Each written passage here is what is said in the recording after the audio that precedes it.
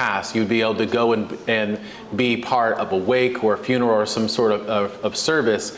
And for many people, they weren't able to do that and be able to be with loved ones and share stories about a life that was lived and a loved person who had transitioned on and was lost. And so we think about that, and that created for many people a sense of trauma, communal trauma, that many of us have not fully dealt with in the ways that we really need to. But we go right back to work, right? We go right back to school as if everything is okay when the people aren't necessarily okay. And then we think about it even in terms of what happened with the racial reckoning that took place after the murders of George Floyd, Breonna Taylor, Tony McDade, Ahmaud Arbery, and many others. And we know that highlighted essentially challenges that take place oftentimes between communities of color and law enforcement, where those who are oftentimes sworn to protect us are not always doing so in the ways that would be expected. And that affects my community, the Black community, but I know it affects many minoritized communities, unfortunately. And so what do we see as a result of this? We've seen greater trauma. We've also seen community colleges across the country, where I do a lot of my work. I know Vanessa's done a lot of her work. Basically, students evaporated, right? They stopped going to school for a lot of different reasons. These pressures, the transition to remote learning, online learning, and we also have seen across the country what is called the Great Resignation, where people are just simply reevaluating, is this the work that I want to do, and have ultimately left their organizations. And so whenever we think about an issue that deals with well-being, like that's important, but we also then have to add what we would say is a lens of equity on top of that, recognizing that if we're going to talk about well-being, we can't have that conversation without also recognizing that these challenges had a disproportionate impact on minoritized communities. And so the work that we do is really through this lens of what's called equity. So equity is when you have a heightened focus on groups that experience disproportionate impact in order to remediate disparities in their experiences and their outcomes. It does not focus on remediating students, their families, and their communities, but on remediating disparities in their experiences and our outcomes, which we believe are a function of systems that have been historically designed to create results that are disparate and different for people based upon their backgrounds.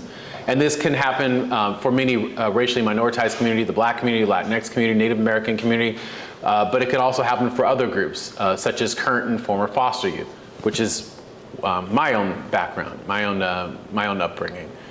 For those who may be students with disabilities or those who may be justice impacted. And so when you hear people say, well, it's the students or it's their families or their communities, what they're really doing is it's like looking out that window right there and pointing to their life and their experience without instead doing what is far more effective, which is to look into the mirror and say, what are we doing or not doing as an institution and as educators that's resulting in the outcome disparities that we see. And so when we have that focus on equity, when we say, hey, we're going to focus on where the problem truly is, the problem usually is more so with institutions and educators and systems. And that's the kind of philosophy that we've tried to take as an administration, is recognizing that historically, not every student at SDSU has had the experience that they deserved. Not every faculty member or staff member has had the experience that they deserve. Not every campus has had the resources and support that it deserves. And with that philosophy, we really think about it through the lens of what is called equity mindedness. So there's equity, right, which is having this heightened focus on groups that may experience disproportionate impact. But then equity mindedness is saying we're going to take that concept of equity and we're going to have it change the way that we think about the work that we do. And according to Stella Ben-Simone, who was a researcher for many years at the Center for Urban Education at USC, who recently retired, in order to think about things through this lens of equity mindedness, we have to have 4 different things in our mind.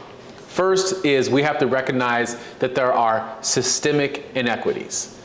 Systemic inequities that serve to disadvantage minoritized people in a range of social institutions and contexts. And part of this is recognizing that inequity in one sector can serve to amplify an inequity in another sector. And there's lots of sectors, right? There's education, right? We're a sector. There's healthcare, there's corporate America, there's the criminal justice system, right? That's a system, right? That's a very clear one. And if you have an inequity in one system, it can serve to amplify an inequity in another system. So, case in point, if you have an inequity in your employment, let's say that you are either unemployed or underemployed, that can have a direct impact on your access to effective and quality healthcare, right? So an inequity in one system can amplify an inequity in another system. But one that has been most dear to the work that I do as a researcher is what many of us call the school to prison pipeline, which suggests that inequities in K-12 education, particularly through the overplacement and oversuspension of Black and Latino males in K-12 education, so oversuspensions, overexpulsions, and overplacement in special education serve as the pillars to the school to prison pipeline through what is overrepresentation first in the juvenile justice system and then later on in the criminal justice system. The second thing that she says is that we have to reframe outcome disparities as an indication of school or institutional underperformance rather than focusing on, again, looking out the window into students' lives and saying it's about them, their families, and their communities, when the truth is it's more about our systems and our educators. And then lastly, she says that we have to critically reflect upon our own role. We don't get to remove ourselves and say, hey, for example, that San Diego State has had some issues historically, and we're going to point to those and not recognize that in order to address that we all have to be part of the solution. Because I would say it like this: oppression is very strategic.